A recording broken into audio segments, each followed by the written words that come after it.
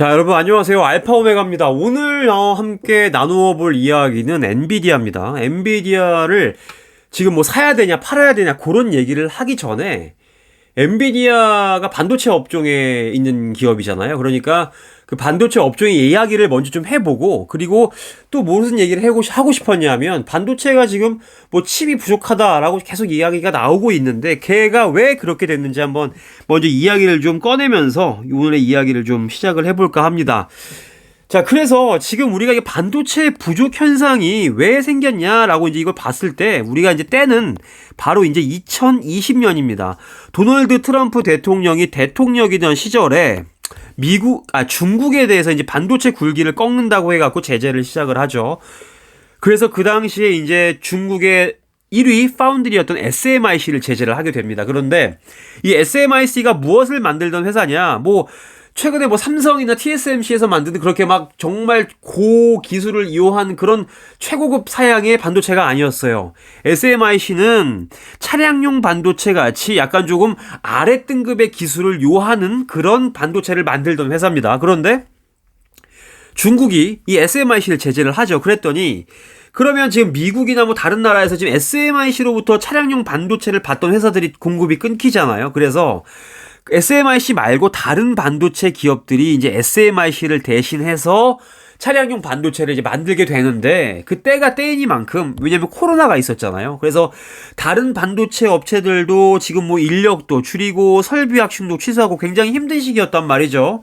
그래서 SMIC가 만들던 차량 반도체를 만들어야 하는데 그거에 여의치가 않았던 거죠. 그래서 결국에 이렇게 딱 터지고 났더니 차량용 반도체, 그런 등급의 반도체들이 너무너무 부족해지더라 라는 게 지금의 상황이고, 그리고 또 하나가 뭐가 있냐면, 지금 뭐 러시아랑 우크라이나가 전쟁을 이제 시작을 하면서 미국과 유럽이 이제 러시아를 이제 제재를 했죠. 그러면서 이제 기름이 안 나오고 하니까 운송비가 오르고 원자재 가격이 상승하는 이런 악재까지 겹쳤다. 그래서 뭐 물론 이런 이야기가 반도체 업종만의 뭐 그런 이야기는 아니겠지만, 어쨌든 이렇게 반도체, 차량용 반도체를 모자라게 한 중국 제재부터 해가지고 러시아와 지금 우크라이나 전쟁이, 이런 상황이 굉장히 좀 여러모로 어렵다. 반도체 쪽이 많이 어렵다라는 거를 일단은 베이스로 깔고 한번 좀 오늘의 기사를 좀 보면 좋을 것 같아서 준비를 했습니다.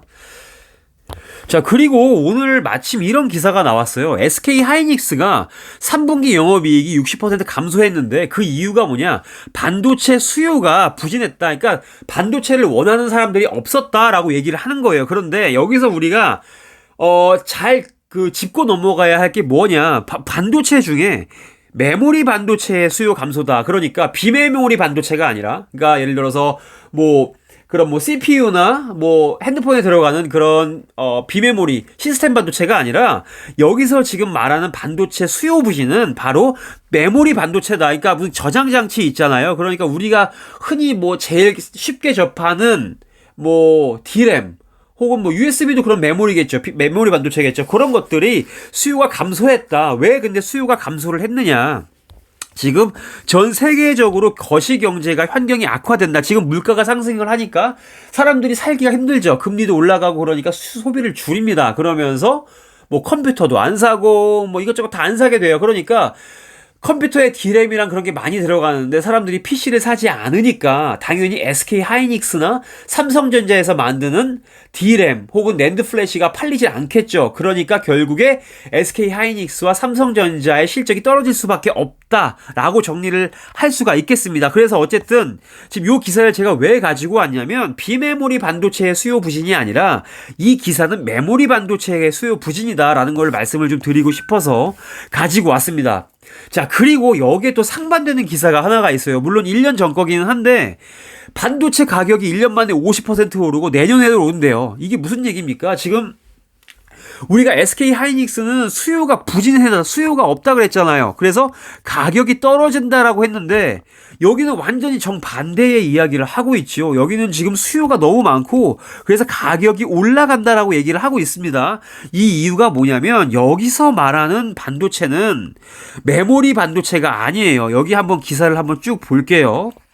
지금 공급 부족 말하고 있죠. 우리 공급 부족 아까 처음에 뭐 차량용 반도체 얘기를 했죠. 그러니까 차량용 반도체와 비슷한 그 급의 반도체들이 지금 생산이 안 되고 있다라고 이제 얘기를 하고 있는 겁니다. 그래서 자, 여기 보면 디스플레이 구동 칩 혹은 뭐 마이크로 컨트롤 칩, 전력 관리 반도체 이런 게 나오죠.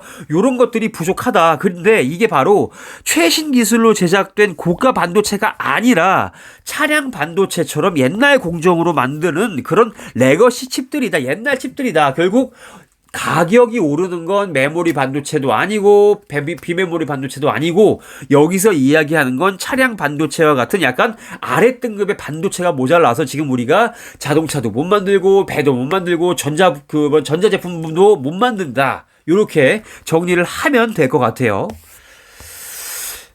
자, 그러면 일단 우리가 반도체를 둘러싼 그런 이제 그 시장의 분위기, 어떤 상황인지 알았잖아요. 그러면 그거를 좀 알고 있는 상태에서 첫 번째 글을 한번 보겠습니다. 우리가 지금 두 개의 글을 가지고 왔는데 첫 번째 글은 스트롱셀입니다. 굉장히 엔비디아를 안 좋게 보는 글이고요. 그 다음에 두 번째로 볼 거는 바이 의견을 주고 있습니다. 이거는 일단 데이터 센터를 얘기를 하면서 엔비디아 괜찮다라고 얘기를 하고 있어요. 그래서 요 글 두 가지를 순서대로 한번 보겠습니다. 그래서 자, 첫 번째, 이 엔비디아 팔아라라고 하고 있는 사람이 어떤 이야기를 하고 있는지 보겠습니다. 자, 지금 엔비디아의 비즈니스가 굉장히 높은 게 마진율이 굉장히 높다. 이익률이 굉장히 높은데 이거 괜찮은데 내가 생각하기에는 이게 오래 못 간다. 영원히 지속 못 된다라고 얘기를 하고 있습니다. 그런데 그렇게 생각을 하는 이유가 굉장히 지금 메이저 크랙이 있대요. 금이 가기 시작했답니다. 뭐에? 글로벌 세미컨덕터 디맨드입니다. 그러니까 전 세계적으로 반도체 수요가 줄어들고 있다라고 얘기를 하는 겁니다. 우리 방금 SK 하이닉스 기사 보면서 지금 전 세계적으로 수요가 부진하다라고 말씀을 드렸죠. 그게 뭐냐면 지금 메모리 반도체가 수요가 부족하다. 수요가 지금 줄어들고 있다라고 말씀을 드렸습니다. 그래서 지금 이 사람도 약간 그런 쪽으로 얘기를 하는 게 아닌가라고 아닌가 싶은데 한번 좀 보겠습니다. 자, 그리고 지금 이 사람은 또 뭐라고 얘기를 하냐면 약간 좀 차트적으로 봤을 때 엔비디아가 바운스 할 수 있다. 위로 잠깐 차트가 올라갈 수는 있겠지만 여전히 아래로 갈 확률이 굉장히 많이 남아있다. 아래쪽으로 많이 내려갈 여지가 있다라고 얘기를 하고 있어요. 자, 그래서 이 사람이 지금 무슨 얘기를 하냐면, 자, 조금만 줄일게요. 지금 거시적인 환경을 이제 얘기를 하고 있습니다. 매크로를 얘기를 하죠. 그러면서 하는 얘기가 지금 우리가 금리를 올리고 있죠. 금리도 지금 올리고 있고 이 금리를 올리는 게 언제 끝날지도 사실 이 사람은 정확하게 모르는 상황이다라고 얘기를 하고 있고 그리고 또 어떤 얘기를 하고 있냐면 지금 미국이 대차 대조표 축소를 하고 있다라고 얘기를 하고 있습니다. 그러니까 이게 지금 무슨 말이냐면 대차 대조표를 축소한다는 거는 결국 긴축 정책을 한다는 것이고 지금 우리가 코로나 때 많이 풀렸던 돈을 다시 흡수하겠다라는 얘기입니다. 그래서 돈을 많이 흡수를 해서 다시 금리를 올리고 물가를 안정시키겠다라고 하는 이런 매크로적인 상황을 얘기를 하고 있는 겁니다. 그래서 앞으로 10개월 동안 1트릴리언 달러가 넘는 돈을 다시 미국이 회수를 할 것이다 라고 얘기를 하고 있습니다. 이게 지금 1조 달러거든요. 그러니까 우리나라 돈으로 하면 1,400조예요. 1,400조를 다시 흡수를 하겠다라고 얘기를 하고 있습니다. 그래서 이 사람이 보기에 앞으로 12개월에서 18개월 동안은 굉장히 경기 침체가 보장되어 있다. 이건 지금 이 사람이 생각입니다. 이거 100%는 아니지만 앞으로 한 1년에서 1년 반 정도는 굉장히 경기가 침체될 것이다. 안 좋을 것이다 라고 얘기를 하고 있는 거예요. 일단은 경기가 안 좋다라는 얘기를 했고 이 사람이 또 여기서 무슨 얘기를 하냐면 글로벌 세미컨덕터 마켓이 여태까지 좀 약간 좀 세계적인 반도체 시장이 좀 굉장히 커왔고 뭐 이렇게 좀 성장을 했다라고 얘기를 하면서 그 반도체 시장이 성장을 할 수 있었던 가장 큰 주된 이유는 뭐냐면 뭐 이런 컴퓨팅 혹은 데이터 스토리지 아니면 무선 통신 그리고 자율주행 물론 부품 때문에 이런 게 반도체 시장이 굉장히 커졌다라고 얘기를 하고 있습니다. 그런데 불행히도 이런 것들 중에 아무도 지금 리세션을 방어할 수 없었다. 그러니까 경기 침체에 아무도 뭐 속수무책으로 다 당했다라는 것이겠죠. 그리고 또 무슨 얘기를 하냐면 전기차의 수요도 앞으로 한 12개월 정도는 계속 이 경기 침체의 역풍을 맞게 될 것이다. 전기차도 많이 안 팔릴 것이다 라고 이 사람은 얘기를 하고 있는 겁니다. 당분간.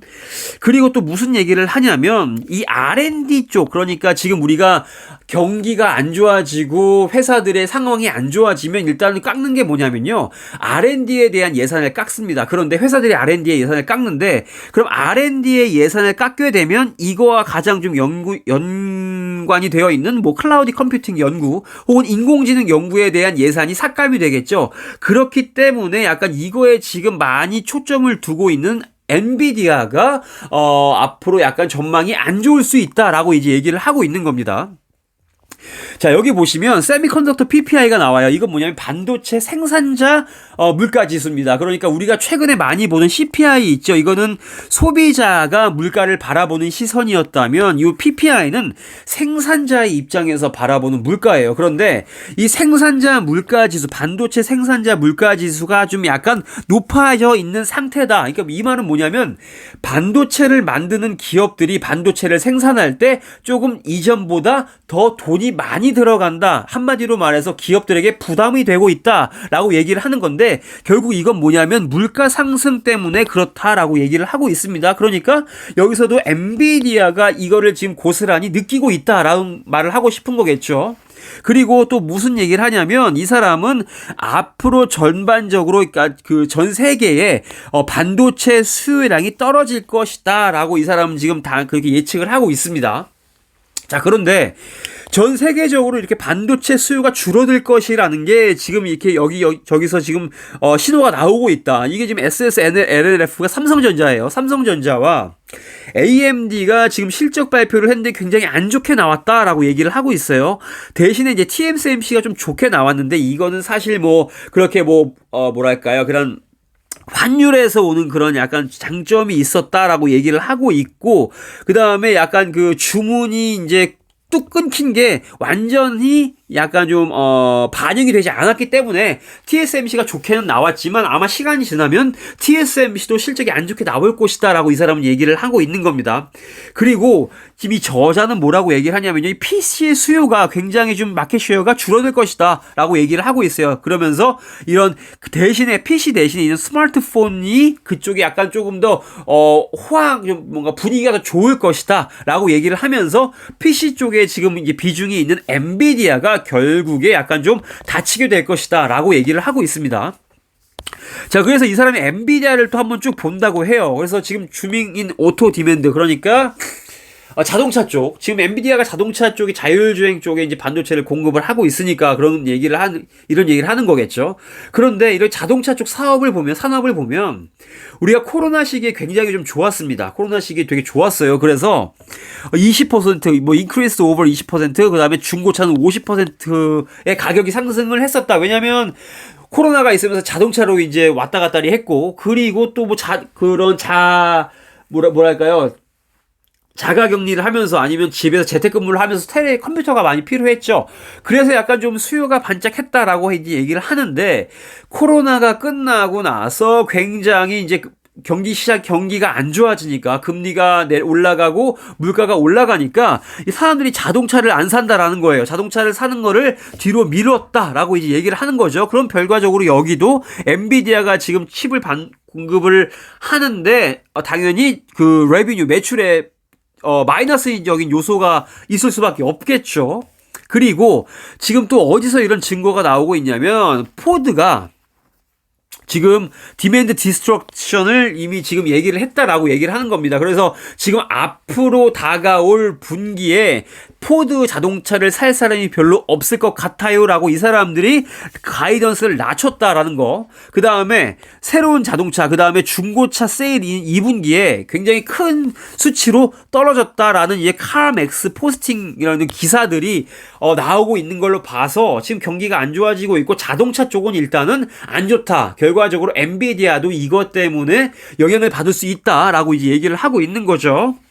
자, 그리고 엔비디아가 최근에 얘네들이 신제품을 내놨습니다. 뭐 게이밍 쪽, 워크스테이션 쪽, 그다음에 데이터 센터 AI 쪽에 새 제품을 내놨다라고 이제 얘기를 하면서 분기 보고를 딱 봤더니 게이밍 쪽이 너무 안 좋더라. 이건 저도 이제 인정을 합니다. 게이밍이 안 좋았다라고 얘기를 하고 있어요. 그리고 지금 이 그 운영진들이 그 엔비디아의 임원진들이 지금 현재 확장하고 있는 게 무엇이냐라고 얘기를 한다면 AI와 옴니버스, 이거 이제 메타버스죠. 그다음에 디지털 트윈, 그다음에 뭐 자율주행, 로보틱스인데 이런 것들이 굉장히 R&D 쪽에 굉장히 좀 지원을 많이 받아서 앞으로 계속 개발을 해 나가야 할 분야인데 지금 이제 엔비디아에서 돈을 못 벌고 앞으로 경기도 좀 안 좋기 때문에 아까 제가 뭐라고 말씀드렸죠? 기업들이 R&D 쪽에 그런 예산을 삭감을 할 수가 있다라고 말씀을 드렸고 엔비디아도 마찬가지로 R&D 쪽에 그 예산을 삭감하면 이 옴니버스, 디지털 트윈, ADAS, 그다음에 로보틱스 쪽에 들어가는 투자 비용이 적어질 수밖에 없다라는 거, 그걸 좀 이 사람은 얘기를 하고 싶었고, 실제적으로 2023년도에 R&D 버젯이 지금 좀 줄어들었다라고 이제 얘기를 하고 있어요. 그리고 마지막으로 엔비디아가 안 좋을 것 같은 이유를 뭘 얘기를 하냐면 이 사람이 뭐 비즈니스, 중국 쪽의 비즈니스 쪽은 잘 모르지만 지금 단기간에 지금 헤드윈드가 있을 것 같다라고 얘기를 하고 있습니다. 그러면서 왜냐면 미국이랑 중국이랑 이제 지금 굉장히 사이가 안 좋고 미국이 중국한테 반도체 안 팔겠다고 하고 엔비디아 너네도 약간 그런 거 팔지 마라고 얘기를 했잖아요. 그러니까 단기적으로는 중국과 미국, 엔비디아가 약간 이거에 대해서 안 좋을 수 있다라고 얘기를 하고 있는데 엔비디아에서는 뭐라고 얘기했냐면 이가 약간 제재를 하지 않는 다른 물건들을 우리 뭐 법에 이제 뭐 그런 규제에 걸리지 않는 것들을 얼터너티브 초이스, 그러니까 대안들을 우리가 중국 쪽에다가 이제 팔면서 매출을 올리겠다라고 얘기를 하지만 지금 이 저자는 지금 미국과 중국의 그런 이런 지오폴리티컬 컨선, 그런 우려들 때문에 엔비디아가 안 좋을 것 같다라고 이제 얘기를 하고 있습니다. 지금 얼마 전에 이거 다른 이제 기사를 갖고 왔는데 시진핑이 다시 이제 연임을 하게 됐죠. 그러면서 무력 통일 가능성을 열어놓고 군사 최고 지도부 개편은 전쟁 준비에 특화한 인물들로 채워 넣었다라고 얘기를 했습니다. 그리고 이 시진핑 국가주석이 20차 당대회 개막식 때 연설에서 대만과의 통일을 실현할 것이라고 얘기를 하면서 전쟁 준비에 특화된 사람들을 끼워 넣었다. 이거는 뭐 요즘에 뭐 인터넷 뉴스도 많이 나오고 관련 유튜브 영상도 나오는데 앞으로 6년 안에 중국이랑 대만이 전쟁을 할 확률이 굉장히 높다라는 그런 기사도 나왔어요. 그러니까 저는 개인적으로 저도 이 사람한테 좀 이 사람이랑 그 동의를 하는 게 뭐냐면 중국이랑 미국은 이 리얼텀이 아닐 것 같아요. 단기간에 좋아질 것 같지도 않고 가면 갈수록 안 좋아질 것 같다라는 저는 생각을 계속 하고 있습니다. 그래서 엔비디아가 중국 쪽에서 매출이 계속 앞으로는 좋아질 거라고 저는 생각을 하진 않아요. 그래서 어쨌든 매출이 지금 중국 쪽에서는 떨어질 거라고 저는 생각을 하고 있습니다. 자, 그래서 이제 마지막 문단 한번 볼게요. 2008년도 금융위기 때 엔비디아의 이런 그 밸류에이션 EV 에비타가 3 미만이었다라고 얘기를 하고 있습니다. 그리고 지금 근데 현재 엔비디아의 PER이 50이 낮아졌대요. 그러니까 88에서 27로 많이 낮아졌지만 예전의 밸류에이션에 비하면 아직까지도 상대적으로 높은 수준이고 이 27이라는 이 레시오는 PER은 프리 코비드 수준이다. 그러니까 코로나 바이러스 오기 전의 수준이다. 그러니까 우리가 지금 코로나가 다 지나갔는데 우리가 지금 경기 침체가 오는데 그때의 밸류에이션과 지금의 밸류에이션이 같으면 안 된다. 이것보다 훨씬 낮아야 한다라고 이 사람은 얘기를 하고 있습니다. 그래서 이런 밸류에이션을 봤을 때도 엔비디아의 프로피터빌리티와 멀티플이 아직까지는 내려갈 것 같다라고 얘기를 하는 겁니다. 프로피터빌리티는 당연히 이제 뭐 게이밍 쪽 안 좋고 중국과도 사이가 안 좋고 그다음에 멀티플도 여전히 코로나 전에 27배를 유지하고 있기 때문에 여전히 밑으로 떨어질 확률, 자리가 많이 남아 있다라고 이제 얘기를 하고 있는 겁니다. 자, 벌써 19분이 됐는데 너무 긴데요, 이거. 잠시만요. 자, 이걸 지금 제가 19분이 넘어가서 이걸 그냥 영상을 다시 자르고 빨리빨리 요약을 할까 하다가 그냥 19분 찍은 게 아까워서 마저 설명을 좀 드릴게요. 어차피 기사 하나 남았으니까. 이 사람은 지금 엔비디아 얘기를 하면서 지금 데이터 센터 쪽이 굉장히 좋다라고 얘기를 하면서 이건 매수를 해야 된다라고 얘기를 하고 있습니다. 자, 그래서 컨퍼런스 콜에서 이제 저번 컨퍼런스 콜에서 엔비디아가 뭐라고 얘기를 했냐면 우리가 지금 유럽 쪽이 지금 전쟁을 하고 있기 때문에 약간 좀 덜 팔았습니다. 매출이 좀 많이 안 나왔어요라고 얘기를 하고 있고 차이나도 코로나 때문에 락다운을 했죠. 그것 때문에 우리가 여기서 매출이 많이 깎였습니다라고 이제 얘기를 했습니다만 여전히 굉장히 좀 좋은 분위기를 이제 풍기고 있는 것이 바로 데이터 센터였다라고 이제 얘기를 하고 있습니다. 그래서 데이터 센터 쪽은 전년 동기 대비 61%가 올랐어요. 그리고 데이터 센터 쪽에서 나오는 이익이 게이밍을 이미 넘어섰습니다. 지금 엔비디아가 게임 GPU, 그래픽 카드로 돈을 많이 번다고 생각을 해왔지만 지금 이제는 데이터 센터 쪽에서 발생하는 매출이 더 크다라는 게 굉장히 좀 중요하다라고 생각을 하고 이 사람은 얘기를 하고 있고요. 그리고 이게 뭐가 또 하나 다른 게 뭐냐면 데이터 센터 쪽의 레비뉴 매출이 전체 매출의 절반을 넘어섰다라고 이 사람은 얘기를 하고 있는 거예요. 자, 그리고 이제 보면 뭐 데이터 센터 쪽에 약간 이거는 그대로긴 하지만 여기서 뭐 레비뉴가 지금 하이퍼스케일러를 얘기를 하고 있는데 이 하이퍼스케일러는 굉장히 큰 데이터 센터를 얘기를 하고 있는 거예요. 그래서 굉장히 큰 데이터 센터 쪽의 매출이 지금 전년 동기 대비 거의 2배가 나왔다라고 얘기를 하면서 데이터 센터 쪽 괜찮다라고 이제 얘기를 하고 있는 겁니다. 자, 그리고 이 데이터 센터 쪽에 이런 강세가 왜 이렇게 좀 임프레시브, 그러니까 약간 감명이 깊은 이유, 그러니까 뭐랄까 되게 좋은 이유가 뭐냐면 지금 우리가 중국에서 하이퍼스케일러 같은 거, 그다음에 인터넷 컴퍼니들이 투자를 좀 슬로우 다운 했습니다. 왜냐면 중국이 경기가 안 좋고 코로나 때문에 락다운을 했잖아요. 그래서 여기서 지금 매출이 많이 깎였어요. 레비뉴가 많이 깎였는데 그럼에도 불구하고 지금 60%의 지금 매출 성장을 했다는 것은 굉장히 시살만한 점이 있다라는 거죠. 왜냐면 굉장히 큰 시장인 중국에서의 매출이 뚝 떨어졌는데도 불구하고 데이터 센터에서 60%의 매출이 올라갔다는 것은 이게 만약에 중국이 락다운 안 하고 중국이 투자를 계속했으면 데이터 센터 쪽의 매출은 어마무시했을 것이다 라는 걸 이 사람은 지금 얘기를 하고 있는 겁니다. 자, 그리고 여기는 뭐냐? 자, 엔비디아가 1.2 빌리언의 이게 캐시를 제너레이트 했대요. 그러니까 1.2 빌리언 달러를 벌었는데 지금 훨씬 적게 벌었죠. 훨씬 이제 매출이 적었는데도 불구하고 얘네들이 무엇 했냐? 메인테인 캐피탈 얼로케이션 했대요. 그러니까 자본을 분배하는데 요거를 유지를 했답니다. 뭐냐면 3.44 빌리언 달러의 주식을 재매수를 하고 배당금을 줬다는 거, 이게 굉장히 중요한 거죠.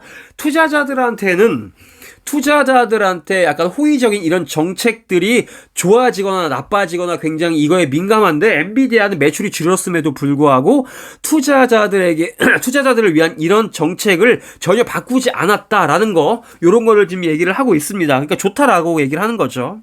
그래서 결과적으로 지금 엔비디아가 이 분기를 6빌리언인 넷 캐시로 마감을 했다라고 이제 얘기를 하고 있습니다. 자, 그래서 앞으로 쭉 한번 보면 엔비디아가 결국을 한번 쭉 실적을 보면 5.9 빌리언이 지금 디클라인 했어요. 매출이 이제 감소를 했다라고 얘기를 하고 있고 전년 동기 비교하면 16.9%나 매출이 감소를 했다라고 얘기를 하고 있습니다. 안 좋았죠. 그래서 결국 넷인컴이 1.82빌리언이었고 38.6%나 넷인컴이 줄어들었다라고 얘기를 하고 있습니다. 그래서 이 사람이 지금 앞에서는 엔비디아가 계속 좋다. 데이터 센터가 차이나가 락다운을 하고 코로나 때문에 안 팔렸고 유럽에서도 우리 데이터 센터를 못 졌는데 데이터 센터가 이렇게 실적이 좋게 나왔다라고 얘기를 했고, 그런데 뒤에서는 엔비디아가 실적은 어쨌든 좋지는 않았다라고 얘기를 하고 있습니다. 그러면 이 두 가지 사실을 놓고 봤을 때 엔비디아가 사야 되냐 팔아야 되냐 홀드해야 되냐라고를 이제 판단을 이 사람이 하는 거죠. 자, 그래서 보면 엔비디아가 이제 지금 크립토 때문에, 암호화폐 때문에 굉장히 주가가 막 올라갔죠. 쭉 올라가다가 이제 크립토 시장이 이제 막 붕괴를 하면서 지금 엔비디아의 주가도 굉장히 많이 내려왔다라고 얘기를 하는데, 지금 이 글을 읽는 사람은 이거를 신경 쓸 게 아니라 지금 크립토 말고도 지금 엔비디아가 하고 있는 게이밍, 그 다음에 인공지능, 그 다음에 데이터 센터, 그리고 그 밖에 많은 것들의 사업을 염두를 해두고 엔비디아를 생각을 해야 된다. 단지 지금 게이밍이 조금 안 좋다, 1, 2년 안 좋았다, 그 다음에 크립토 때문에 GPU, 그래픽카드에 대한 수요가 줄어들었다고 해서 엔비디아를 그걸로만 평가를 해서는 안 된다라고 얘기를 하고 있는 겁니다. 이게 굉장히 좀 중요한 거예요. 자, 그리고 시간이 좀 많이 넘어갔으니까 이거를 한번 자, 그래요. 한번 그냥 쭉 하겠습니다. 시간이 너무 많이 지났지만 할게요.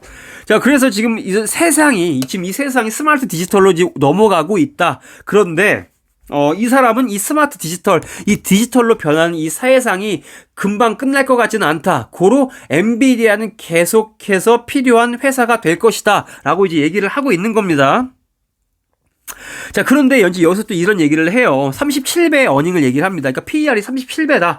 그런데 같은 팹리스인 AMD가 지금 그 레이쇼가 16배예요. 그러니까 37배 대 16배를 보면 지금 엔비디아의 밸류에이션이 너무 높죠. 근데 이것 때문에 이제 딴지를 거는 사람들이 있을 수 있다라고 이제 얘기를 하는 것이고, 요거는 우리가 좀 참고를 해야겠죠. 그리고 우리는 이제 무시하면 안 되는 게 뭐냐면 지금 2016년도에 지금 엔비디아가 12에서 20배 정도로 거래가 됐었는데 지금 우리가 밸류에이션이 37배다라는 거 지금 굉장히 좀 높은 거다. 요거는 좀 알고 있자라고 이제 얘기를 하는 겁니다. 자, 그래서 저는 이걸 다 건너뛰고 이제 결과적으로 무슨 얘기를 하고 싶었냐면요. 이 엔비디아를 우리가 투자를 할 때 여태까지 쭉 한 얘기지만 이 정도에서 지금 이 정도로 많이 떨어졌죠. 굉장히 지금 앞으로 이제 앞으로 엔비디아가 안 좋을 것이다라고 이제 이 사람들이 많이 생각을 하면서 주식을 많이 던졌고 주가가 이렇게 많이 떨어졌습니다. 지금 거의 330에서 130까지 많이 떨어졌는데, 자, 그렇다면 이 엔비디아의 매출이 어땠냐? 지금 2013년부터 2022년까지 봤을 때요. 매출이 꾸준히 증가를 했습니다. 꾸준히 증가를 했어요. 2013년부터 10년 전부터. 그리고 이건 또 뭘까요? 오퍼레이팅 익스펜스를 내가 이걸 주로 왜 걷지? 자, 어쨌든 제가 말씀드리고 싶었던 건 토탈 레비뉴 계속 이제 사업을 잘 하고 있었고, 토탈 에셋도 지금 44만 4천, 그러니까 이게 44빌리언 달러 일 거예요. 아마 44빌리언 달러고, 그 다음에 토탈 라이어빌리티가 17빌리언이니까 지금 얘네들이 가지고 있는 부채보다 훨씬 더 많은 자산이 있어요. 그러니까 얘네는 현금이 굉장히 많습니다. 1, 2년 뭐 어렵다고 해가지고 얘네들이 휘청거릴 회사가 아니고, 그리고 그거에 더해서 2013년부터 계속 꾸준히 매출이 증가를 해왔던 회사예요. 그러니까 단기간 지금 우리가 나오는 엔비디아에 대해서 안 좋게 나오는 기사들이, 야, 이거 크립토 망했어, 지금 너네 게이밍 안 좋다, 이런 얘기들을 할지언정 엔비디아를 정말 생각해서 투기꾼이 아니라 투자를 하고 있다면 이것은 다시 한번 잘 생각을 해봐야 된다라고 저는 말씀을 좀 드리고 싶었습니다. 오늘 굉장히 장황하게 엔비디아부터 시작해서 반도체 관련된 이야기를 많이 해서 너무 내용이 길어졌는데, 이걸 많이 보실지 모르겠지만 어쨌든 도움이 좀 되셨으면 좋겠고요. 궁금하시거나 약간 좀 뭐 의견 있으시거나 질문 있으시면 댓글 달아주시면 제가 또 열심히 댓글을 달아드리도록 하겠습니다.